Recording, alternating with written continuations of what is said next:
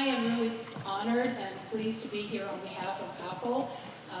As Chris said, I work here locally in Southern California. My profession is that of education. I joined Apple about 14 years ago to work in the area of assisting schools who want to move into this age of technology and use these tools in ways that really further our intellectual growth and also just kind of move mankind forward, I guess, is really one of the concepts here. I want to thank you send a thank you to President Brennan, Jim Brennan, who has his own interesting background with Apple.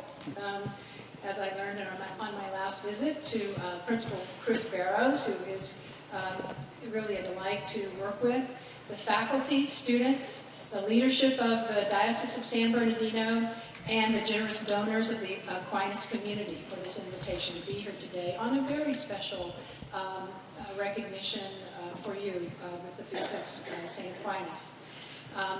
And as you know, you have been recognized as an Apple Distinguished School, and these designations are really reserved for schools that meet our very high criteria for innovation, leadership, and educational excellence. And because you demonstrate a clear vision of an exemplary learning environment.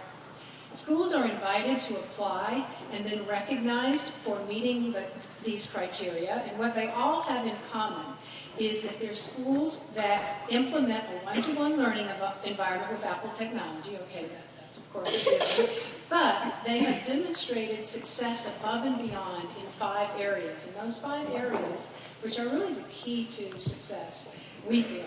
And that's based on our discussions and work with educators, over 1,000 educators worldwide. What are the key ingredients of a successful learning program with technology? First of all, visionary leadership, innovative teaching and learning, ongoing professional learning, compelling evidence of success, and a flexible learning environment. So visionary leadership exists at all levels here at Aquinas High School. My conversations with President Brennan and Chris Barrows have revealed to me that they envision the iPad infused into the learning environment in ways that would create significant change, well beyond the idea of the iPad replacing paper and replacing textbooks. That's an admirable start, but there was a much bigger vision behind creating new learning opportunities for you, for students.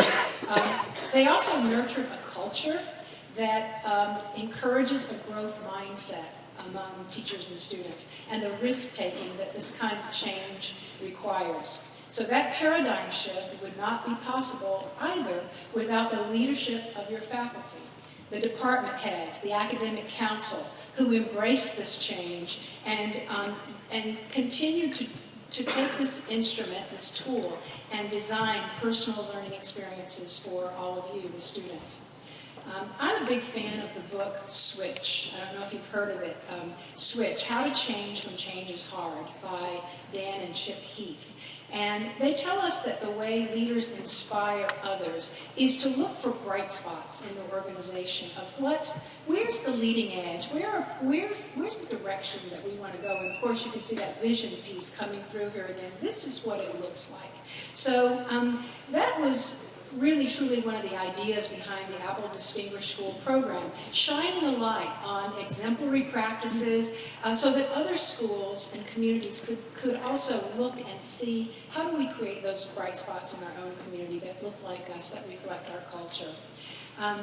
And I've had the opportunity to see a number of those bright spots when I visited very recently, and Chris and I walked around the campus. And of course, this was sort of an unannounced, somewhat spontaneous visit. So it was sort of like you see what you see that day. There's no window dressing just because you have a visitor.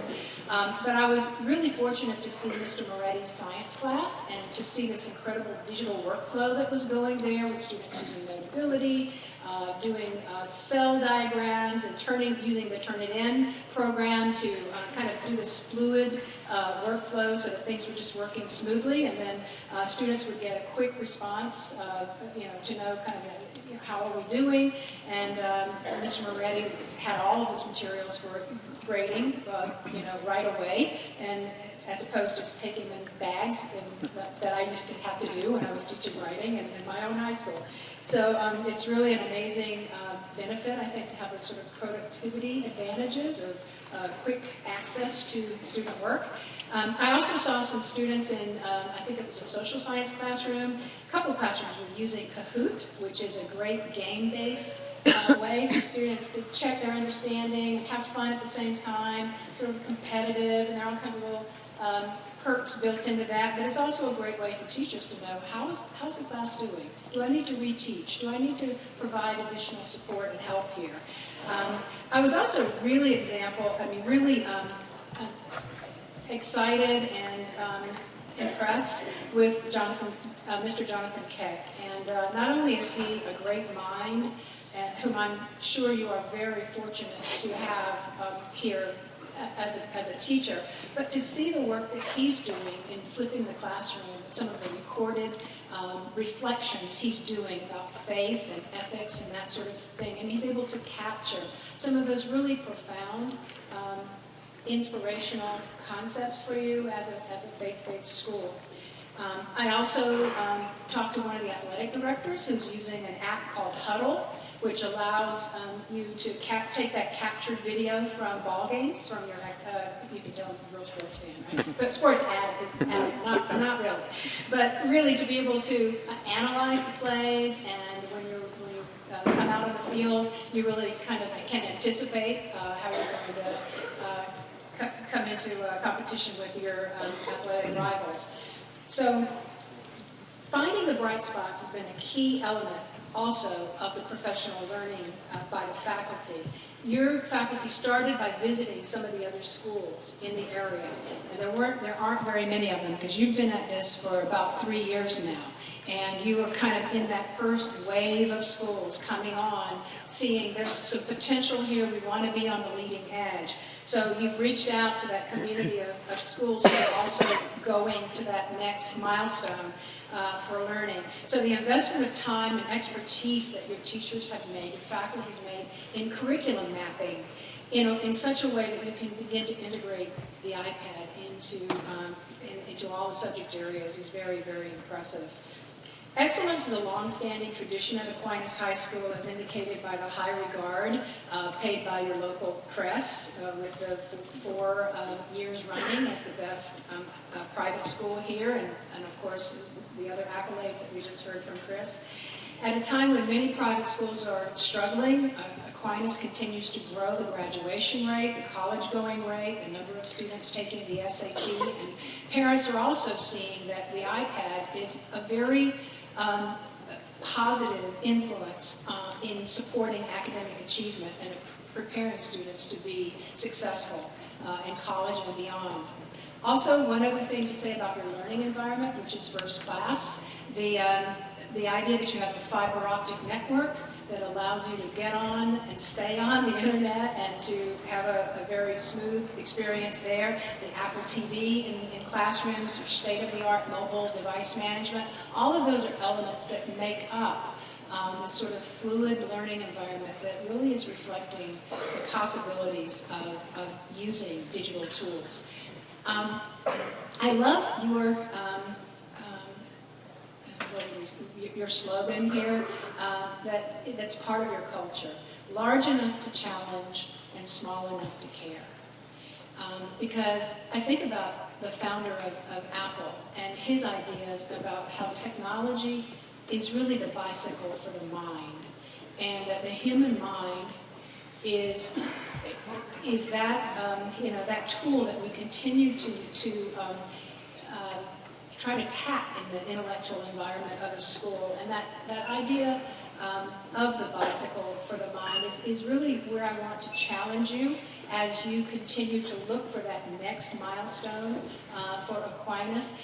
Think about some of the tools that bring your voice as students and as faculty to the rest of the world. And I think of an example that is actually readily downloadable from our iTunes and iBooks site. It's basically a textbook created by high school students in Coppell School District in Texas. And after studying the heart and understanding some of the many problems that can happen due to unhealthy habits of no exercise and eating a poor diet, seeing some of the issues that we have with the heart. So the students were really inspired and motivated to write their own textbook for young learners, for elementary learners, and to build into that videos, diagrams, all kinds of creative ways to explain to students what can happen when they don't take care of their health, or how to take care of their health. And that book is published for the world, and we know that really the next step of this is that there are students in Africa who are sitting on dirt floors for their school experience, and they have downloaded that book onto mobile devices, and they're using it to learn because they don't have the funds for textbooks, but they've been provided that kind of access through students who cared. And I know that's the kind of culture we have here, of faith and service. So I just kind of put that out there as the next, next step, the looking beyond as you look to the horizon, because you're an innovator, you're an innovative school. That's what we celebrate. That's what these awards are really about, the recognitions are about. And it's really, you join a community where we are dedicated to pushing to the next level. So with that, on behalf of Apple, I'm very excited to recognize Aquinas High School as an Apple Distinguished School with this plaque.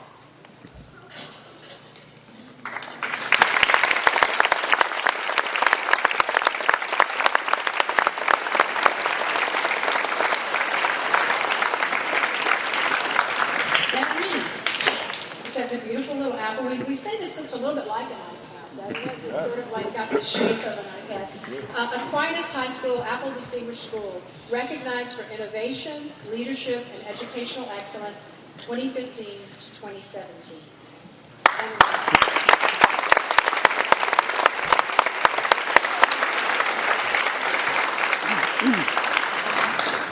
And because curb appeal is very important, we also have this banner that we presented. One year we decided not to do banners because we thought, well, schools would love iTunes cards and they could go and buy all kinds of apps, but no, they want the banner. It's the banner.